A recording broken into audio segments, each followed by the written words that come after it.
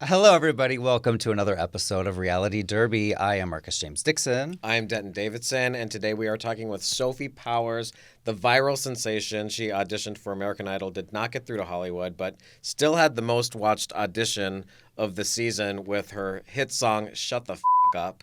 And I'm a big fan. You're a big fan. Yeah, and she was actually a really, really fun person to talk to, as you will see in a moment. And also, Denton and I are going to go through our worst moments so far of season 23 of American Idol and our favorite moments. We're going to end on a positive, too. So let's talk about Sophie for a second. She didn't even really audition for the show, and we can maybe have her speak to that. But what do you think about that idea of somebody not really auditioning, just kind of being cast like you're an actor? I mean, I'm always the skeptical one about reality TV. I mean, now you're going to be upset about it. Conspiracy theorist. I mean, it's not fun.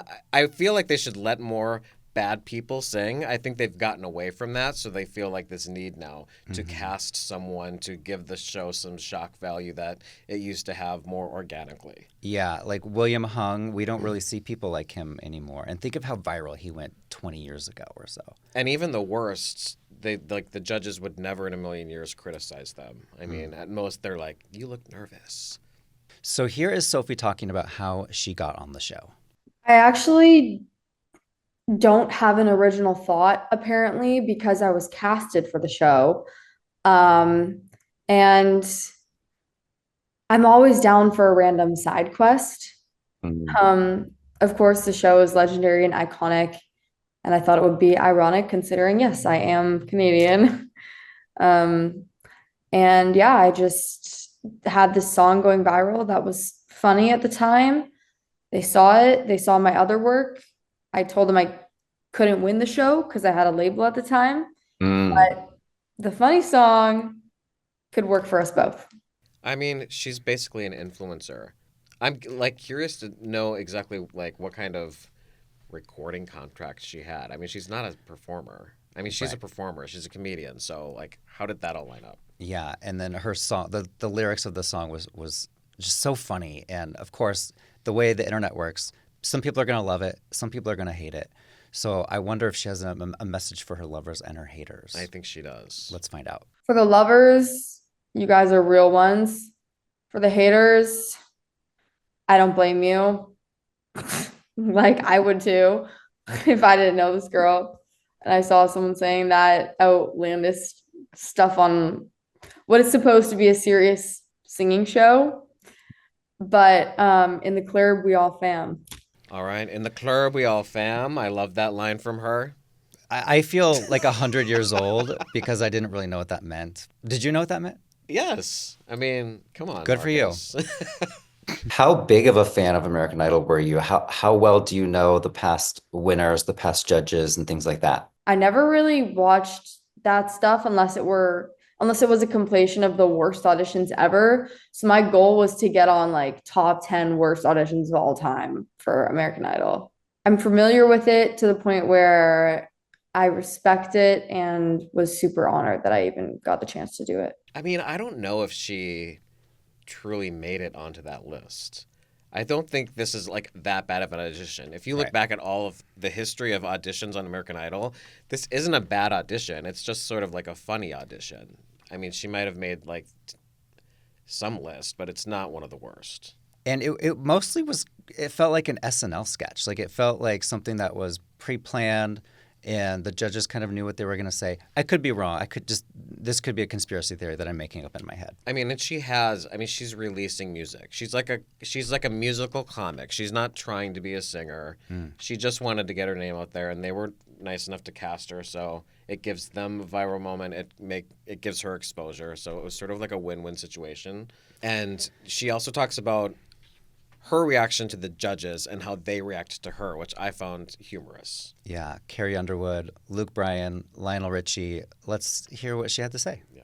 Well, they actually cut a lot out, but I will say they were, I mean, Carrie looked like she saw a ghost. I'll leave it at that. And Lionel said he was mortified.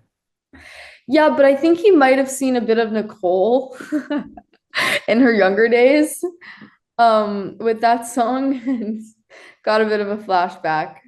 Interesting. And I loved Luke's comment. He's like, "Oh, my wife is going to be playing this on repeat." Yeah, he actually asked me to sing it again, but show me the money and I will, Luke.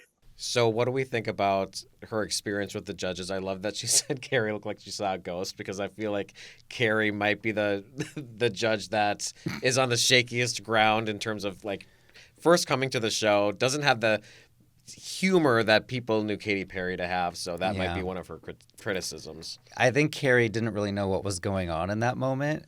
But I think Luke and her had the best banter, and she probably should do a collaboration with him.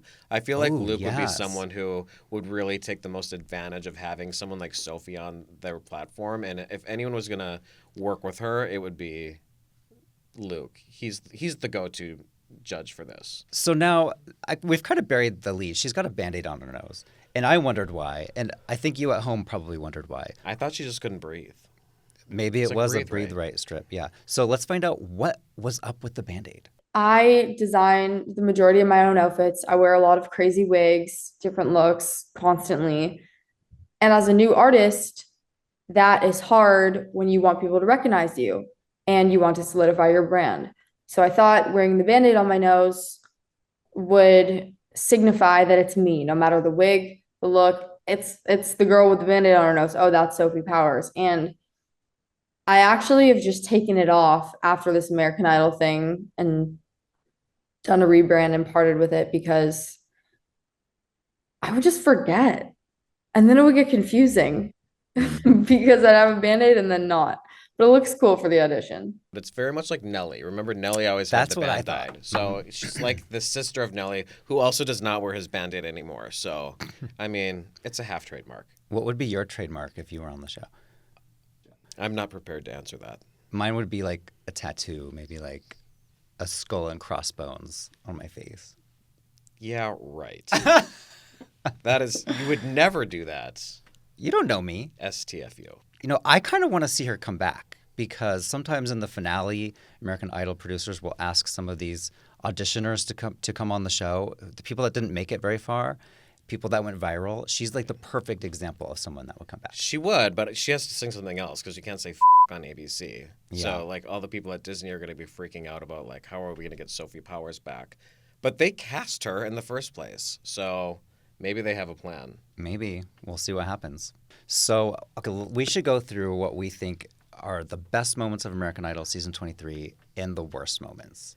Do you want to start with the worst to get it over with first? I mean, what is your worst moments? I feel like it's been pretty straightforward. Like, I don't feel like I have a worst moment necessarily. So what is your big gripe? My biggest gripe was Sophia Humbert. I don't know how to pronounce it. Do you know how to pronounce it? No, but I know what you're talking about now. Humbert? Sophia Humbert, the country singer. She's saying before he cheats for the three judges. And as I'm watching it, Carrie Underwood is giving this really amazing critique. She's like, you don't have enough rage to sing this song. I feel like you need more anger in your life. And I'm like, I agree with Carrie Underwood. This is really great. Then they cut to outside. There's a truck there ready. There's bats that are ready, and they start beating the truck up. So everything that just happened was all planned. This was like a produced moment with the judges. I don't think the contestant was involved, but the judges definitely were told what to say by the producers. I felt like we were being lied to. I hated that. So you're learning that much of this is scripted, for even though you just interviewed someone that literally told you she was cast on the show. But I still, my heart was still with, maybe I'm naive, but I really thought that all of these auditions were actually real and that the judges' critiques were real. And now we know, at least Carrie Underwood was not being real in that moment. I think most of it is real, but they must be struggling for where to go in terms of controversy. So, I mean, they just wanted another fun moment in that episode because people have a hard time watching 2 hours of auditions back to back. And it was a fun moment, don't get me wrong. I just, it rubbed me the wrong way. Clearly, I'm still mad about it 2 weeks later. Yeah. You said something earlier about how the Hollywood week is annoying you a little bit. Oh, I just feel like, it's just not as exciting as it used to be. Like they come there and they have everyone go into this idol arena and they have everyone sing again, and it's like you're basically watching the auditions all over again. And it's the same people, and we don't learn anything else. There's 144 people there. Too many. We see like 20 of them, and it's 20 people we've already seen before. And it's just too crammed. I just want to see them exhausted, fighting in the lobby of the hotel because they can't figure out which song to sing with their partner, and like just going at it and ruining each other's lives. Like, I don't need to see the auditions part 2. Yeah, they do only focus on the same people that we know for the most part. I miss the old days of Idol Hollywood Week when people would faint on the stage and have drama and scream at each other during the group challenges. We don't really see a lot of that drama anymore.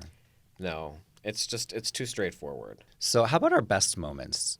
I mean, in terms of the best audition, I think my favorite was the very last audition of the season, and that was Kanan, who got the last platinum ticket. He's a 17-year-old preacher from Dallas, and I mean, he just stood flat-footed and like sang his ass off, and that's my kind of singer, and that's the kind of people I like to see on American Idol, and that's exactly why there's no chance in hell he's going to win this season, because America doesn't like that anymore. My favorite part of that one was not even him, which is weird. It was Lionel. Lionel freaking out Praise watching dancing in the back.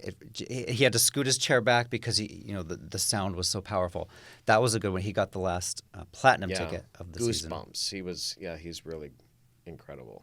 My favorite of all of the auditions is Clara Ray. She's a country singer, but she didn't sing country. She sang Radioactive, this pop rock anthem. And I wish more people did that. Like, if you come in with that twang in your voice, they know you can do country. So surprise them by doing something else. That's what she did. I wish, more people would kind of take her style of surprise and shock, because it really stuck with me. I mean, they used to force people to do that on the show. I mean, they had like very specific genre weeks. So, I mean, it's clearly what they want, and it definitely worked in her favor. So before we go, I mean, Carrie Underwood is her first season. She, of course, won season 4. How do you think she's doing as Katy Perry's replacement? I think she's fine. I feel like she's maybe exactly what I thought she would be. Like, she's not offensive. I don't dislike her. I'm not in love with her. She's not funny. Like, so I'm missing that part of Katy, but I think it's fine. I think the great thing about American Idol, and something they do better than The Voice, actually, is they've always made the show more about the contestants than the judges. So I feel like she hasn't really been that much of a distraction, and I think it's fine. I think she's doing average. Yeah. I would say C or B. Maybe she was a little bit nervous because this is the first time a contestant has come on the show as a judge. The Voice has had American Idol contestants before, Kelly Clarkson, Jennifer Hudson, but this is the first time Idol has. So I feel like maybe she feels the weight of the world on her shoulders, and I feel like she'll get better as she goes along.